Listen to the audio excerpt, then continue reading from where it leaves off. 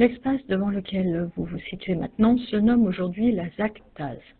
Une ZAC, ZAC, est une zone d'aménagement concerté, c'est-à-dire un espace qu'une collectivité publique, ici le Grand Lyon et la commune de Vaux-en-Velin, décide d'aménager en consultant les acteurs privés, promoteurs immobiliers, habitants, etc. Le projet du Carré de Soie étant très important, il se compose de plusieurs ZAC. Alors ici, il s'agit de la ZAC TAZ. La ZAC TAZ doit son nom à l'ancienne usine textile qui était présente ici et dont le nom exact était l'usine de textile artificielle du Sud-Est.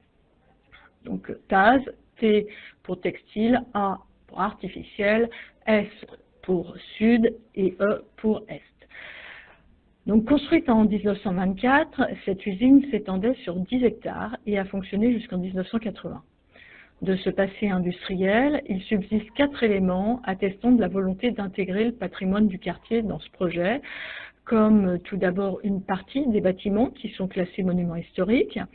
Ensuite, à gauche, vous pouvez voir l'ancien château d'eau de l'usine, devenu lieu de mémoire avec sa décoration murale évoquant le passé du site.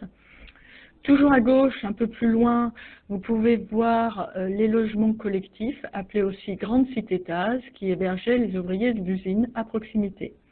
Enfin, la ligne de chemin de fer de l'Est, qui apportait les matières premières et emportait les produits fabriqués, et qui aujourd'hui sert à la circulation des tramways. Toutefois, cette sauvegarde n'est pas sans susciter des débats. Le promoteur immobilier qui a racheté l'usine TAZ avait envisagé initialement de raser l'intégralité des bâtiments. Si la façade subsiste aujourd'hui, c'est parce qu'un collectif s'est créé en 2011 et a obtenu le classement d'une partie des bâtiments aux monuments historiques en tant que patrimoine industriel. L'intérêt de cette anecdote est de montrer que ce projet d'aménagement urbain implique différents acteurs, collectivités publiques, entrepreneurs, particuliers. Mais parallèlement, le renouveau est également visible. Si l'on compare une photographie du milieu du XXe siècle aujourd'hui, on constate l'apparition d'un nouveau réseau viaire, ensemble de rues créées, c'est ça, un réseau viaire.